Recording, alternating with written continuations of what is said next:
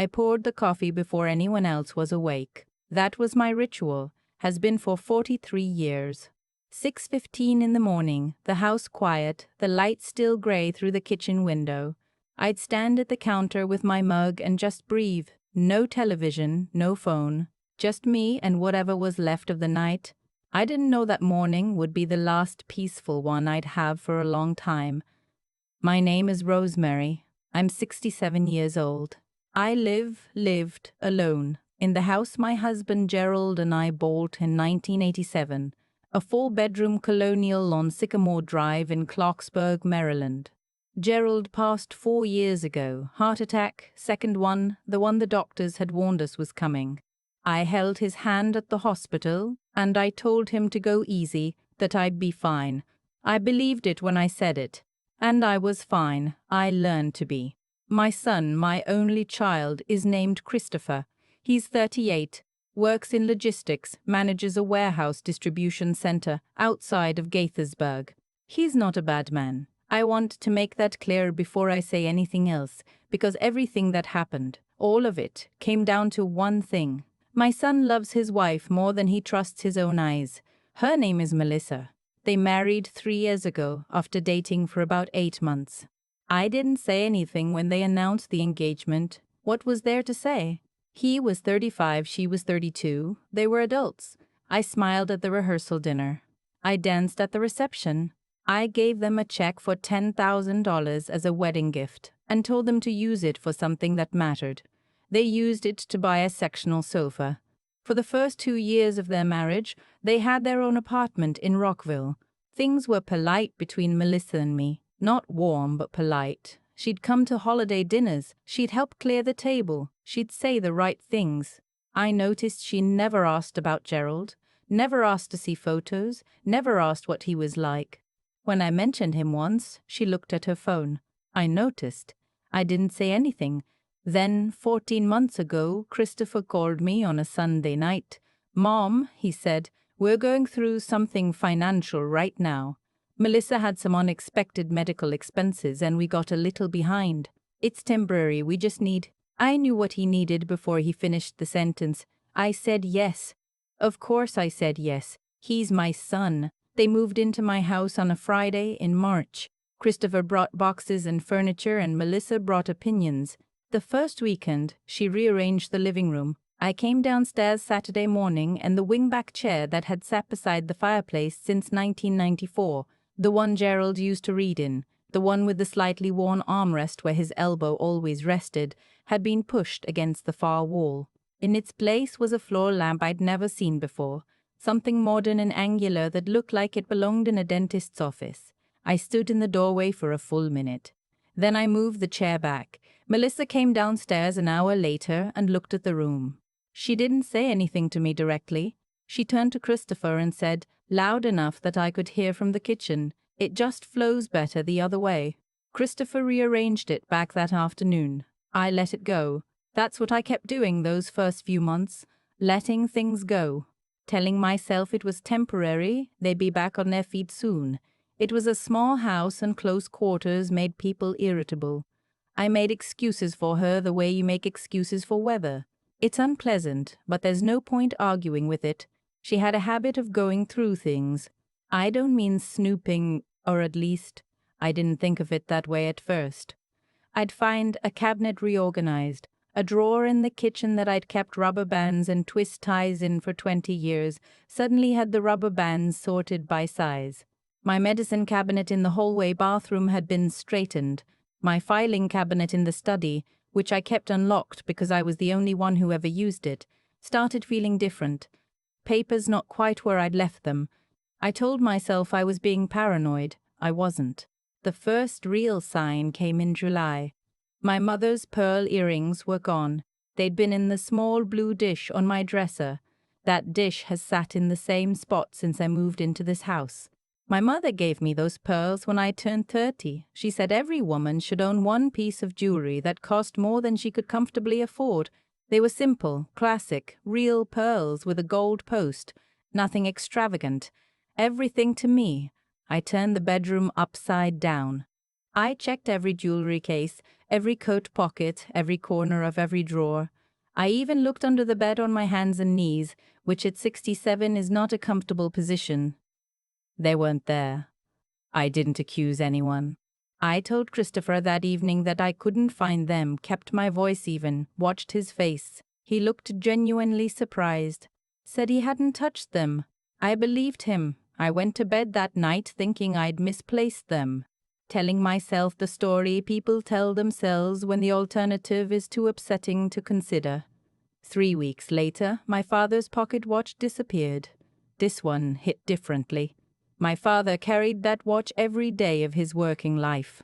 It was a Hamilton, a 1952 railroad pocket watch, gold-filled case, the kind of watch that was built to last longer than the man who wore it.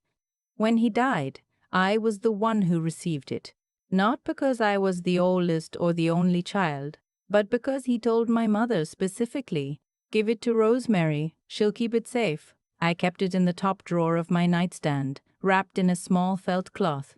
I checked that drawer every few weeks out of habit, not anxiety, just the particular attention you give to things that matter. One morning in early August, I reached in to check and felt nothing but cloth. I sat on the edge of my bed for a long time. Then I went downstairs and I made coffee and I thought. I thought about the earrings. I thought about the reorganized filing cabinet. I thought about the way Melissa always seemed to be heading upstairs when I was heading down, the way she lingered in the hallway, the way the guest bathroom, which was technically hers and Christopher's, somehow generated laundry that ended up on the second-floor landing near my bedroom door. I wasn't paranoid. I didn't say anything that day. Instead, I started paying attention the way I hadn't allowed myself to before. Careful, quiet attention, the kind that doesn't announce itself. 2 days later, I had reason to go into Christopher and Melissa's room to leave a folded pile of Christopher's laundry that had gotten mixed in with mine. Melissa was out. Christopher was at work. I knocked even though no one was home, because that's how I was raised. I left the laundry on the chair by the window, and then I saw it. On her nightstand, sitting inside a small decorative bowl with some coins and a hair tie, was my mother's pearl earring. Just one, the left one. I stood there looking at it. I didn't touch it. I didn't take it back. I straightened Christopher's laundry stack. I walked out, I closed the door behind me, and I went downstairs to my kitchen, and I stood at the sink, and I ran the cold water for a while. My hands were shaking, not from anger, or not only from anger, from the particular devastation of being right about something you desperately hoped you were wrong about. That afternoon, I called my attorney. Her name is Barbara. She's been my lawyer for 19 years, handled Gerald's estate, knows my situation in full. I told her what I'd found. I told her about the watch, the earrings, the filing cabinet, all of it. I kept my voice steady. I'd made a decision, standing at that sink, about what kind of woman I was going to be in this situation. Not the kind who confronts in the heat of it. Not the kind who cries in front of someone who doesn't deserve her tears. Barbara listened to everything. Then she said, "Don't touch anything, don't move anything, and come see me Friday." I came to see her Friday. We talked for 2 hours. Barbara asked detailed questions about the house deed, about my financial accounts, about Gerald's estate documents, about whether Melissa had ever been present when I discussed finances or property values with anyone. I answered everything. "Have you had anyone over recently who might have discussed your home's value?" she asked. I thought about it. In April, my neighbor had brought over a friend who was a real estate agent. We'd had coffee, talked generally about the neighborhood, how much homes had appreciated since the early 2000s. Nothing formal, just conversation. Melissa had been in the kitchen the entire time. Barbara nodded slowly when I told her that. She said, "Rosemary, I want you to go home, behave completely normally, and let me do some checking." I went home. I made dinner. I set 3 plates. I asked Melissa how her day was, and she said fine, and I said good. And Christopher talked about a routing problem at the warehouse, and I listened and nodded and passed the salad. I slept better that night than I had in weeks. Something settles in you when you stop waiting and start moving. Barbara called me 4 days later. She had spoken to a contact at a title company. Someone had made an inquiry, informal, not a formal title search but an inquiry, about the property at my address. The inquiry had been made through a third party and the name attached to it wasn't one I recognized, but Barbara had done some digging. The email address used traced back to a property management company. The same company was listed on a business card she'd found through a contact in the county clerk's office, connected to a name I did recognize, Melissa's maiden name. The company was registered to her brother. I sat with that information for a long time after I hung up the phone. They hadn't done anything actionable yet, no paperwork, no formal filing. But the intent was being built piece by piece, the way you lay a foundation before the walls go up. She'd been mapping out what I had. The jury was probably to see if I'd notice, to test how aware I was, to gauge how easy I'd be. I'd been very, very easy for a very long time. That ended. Barbara and I met again the following week. We talked through every option carefully. I asked questions. I took notes. I came home with a clear plan and a settled mind, and I sat in the wingback chair by the fireplace, back in its proper place, and I thought about Gerald. He used to say, "You're the patient one, I'm the quick one." Between the two of us, we figure it out. I was figuring it out. Over the next 3 weeks, I took several quiet steps. I contacted the county recorder's office and placed a fraud alert on my property deed, a legitimate protection that many people don't know exists, designed specifically to flag any unauthorized attempts to transfer or encumber a property title. Barbara walked me through the process. It took about 40 minutes and cost nothing. I updated my will with Barbara, made certain everything was precise and current and left no ambiguity. I opened a separate checking account at a different bank from the joint account Christopher and I had set up when he first moved in for shared household expenses. I moved my retirement account contact information update through my financial advisor, a quiet procedural step, nothing visible. I collected and organized every document related to Gerald's estate, my assets, the house, and stored copies in Barbara's office. I found the pocket watch. It was in a shoebox on the top shelf of Melissa's closet. I know because I went in when both of them were out, the same way I'd gone in before, knocking on an empty room, because that's who I am. The box had tissue paper in it, and the watch was wrapped in it, and next to it was a folded receipt from a pawn shop on Vares Mill Road. The receipt was dated 6 weeks earlier, but the watch was there. That stopped me. I held it in my hands, felt the weight of it, the cool metal, the small engraving on the back that my grandfather had put there, his initials, barely worn down even after 70 years, and I understood. She'd pawned it, gotten the money, and then for some reason had gone back and retrieved it. Maybe she'd had second thoughts. Maybe she thought I'd noticed and was worried. I'd never know, and it didn't matter. What mattered was, I had it in my hands. I rewrapped it carefully, put it back exactly as I'd found it, walked back to my room, and sat down. I called Barbara and told her. "Don't take it," Barbara said. "Not yet. We need to do this correctly." I understood. 2 weeks later, on a Tuesday morning, I went to the local police precinct and filed a report. I brought documentation. Photographs I'd taken with my phone of the pawn receipt before I'd replaced the box, the photograph of the pearl earring in Melissa's dish, a written account I'd prepared with Barbara of every item I'd noticed missing and the dates I'd noticed them gone. The officer I spoke to was thorough and patient. He took the report seriously. Barbara had also, quietly, sent a formal letter to the property title company connected to Melissa's brother. Not threatening, simply informational. Noting that the property owner was aware of the inquiry and had placed a fraud alert, and that any future actions would be referred to law enforcement immediately. We didn't hear anything back from them. I came home that Tuesday afternoon and I made dinner. Pot roast, Christopher's favorite since he was 8 years old. I set 3 plates. That night at dinner, Melissa mentioned casually that she thought she might want to redecorate the dining room. New curtains, maybe a different table. Something more modern. I looked at her.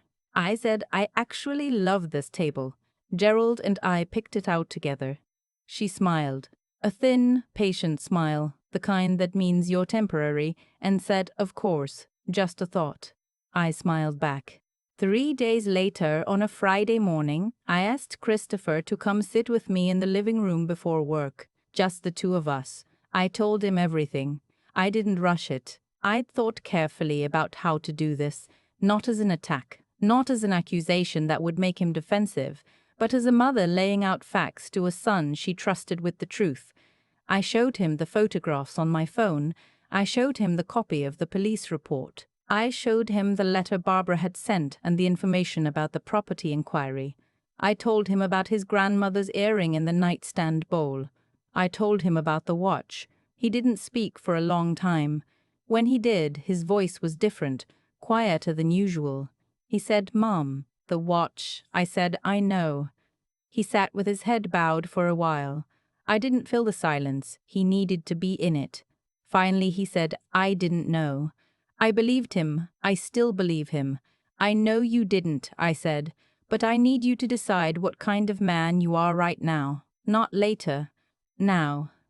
He looked up. "This is my home," I said. "Your father built this home with me. Whatever is happening between you and Melissa financially, whatever she has told you, whatever she has planned, this house and everything in it is mine, and I will protect it." He nodded once, slowly. "What do you need me to do?" he said. That question. After everything, that question meant everything. We talked for another hour. He called in late to work. I made more coffee. We made a plan together, the way I'd always believed we could if it came to it. That evening, Christopher spoke to Melissa privately in their room. I stayed downstairs. I read. I heard voices. Not words, but the shape of a difficult conversation, the rhythm of it, the silences in the middle. After about an hour, Melissa came downstairs. She stood in the doorway to the living room. Her arms were crossed. Her face was a careful arrangement of composure that wasn't quite working. She said, "I want you to know I was just trying to help around the house." I looked at her over my reading glasses. I said, "I'd like my mother's earrings back, please, both of them." She went upstairs. She came back down with the blue dish from her nightstand. Both earrings were in it. I hadn't known she had the second one. She set the dish on the end table, beside my chair, and didn't say anything. I picked them up, held them in my palm, put them in my cardigan pocket. "Thank you," I said. I went back to my book. The next morning, a moving truck pulled up in front of the house. I was at the kitchen window when it arrived. I watched Melissa walk out the front door and stop when she saw it. She turned back toward the house, toward Christopher, who was standing on the porch. He'd arranged it himself. He'd made calls the night before while I was reading. She said something I couldn't hear. He said something back.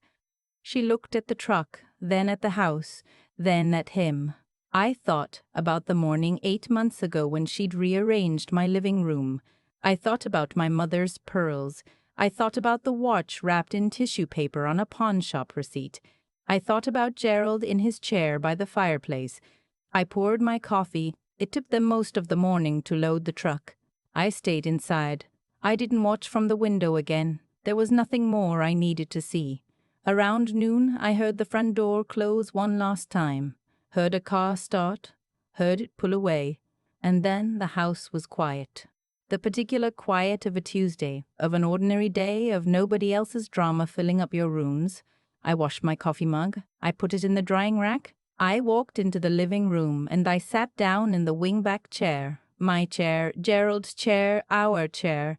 And I looked at the room the way it was supposed to look, the way it had always looked. And I just sat there for a while. Christopher stayed.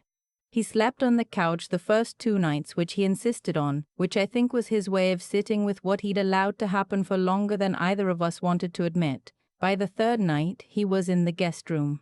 By the end of the month, he'd started quietly looking for an apartment he could afford on his own.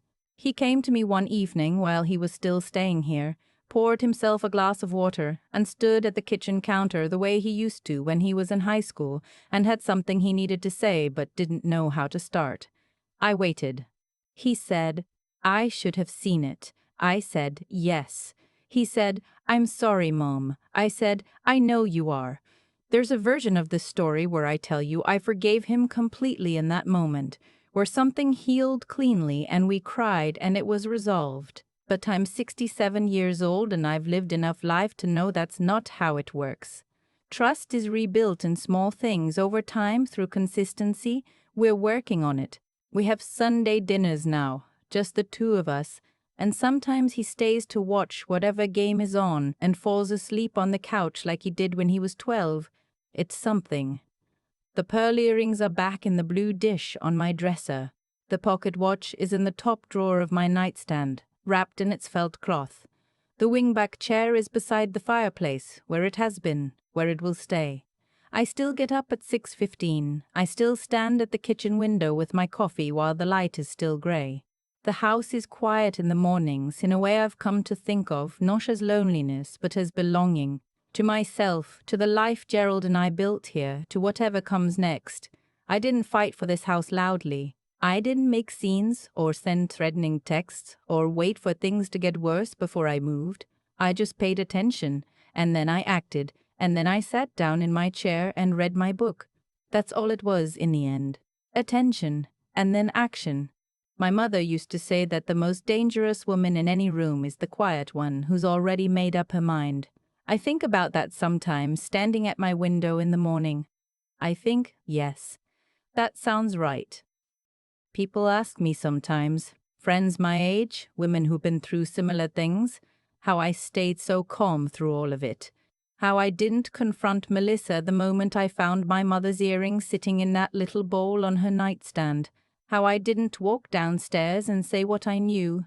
I stayed calm because I'd already learned the hard way that emotion without preparation is just noise. It feels like action. It isn't. When I was younger, I used to believe that if you told the truth loudly enough, people would have to hear it. I've lived 67 years now and I know that's not how it works. The truth doesn't win because it's spoken. It wins because it's documented, because it's patient, because it shows up with a paper trail and an attorney who's been practicing law for 30 years.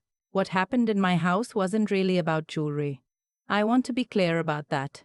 The pearls mattered to me. They were my mother's. They meant something. But the theft was just the surface of a much colder calculation. Melissa had been building something, piece by piece, quietly, the way someone builds anything that's meant to outlast them. She was mapping my assets, feeling out my awareness, testing whether I'd notice and whether I'd act if I did. The jewelry was a test. The property inquiry was the plan underneath it. What I've come to understand is that people who take things from others, not in desperation, not in crisis, but as strategy, are counting on one specific thing, that you'll find it too uncomfortable to act. They're not afraid of being caught. They're betting on your reluctance to cause conflict, on your love for your son, on the particular paralysis that comes from not wanting to believe the worst about someone in your own home. That's the leverage. And the only way to remove it is to decide, clearly and without drama, that your own interests deserve the same loyalty you've been giving everyone else.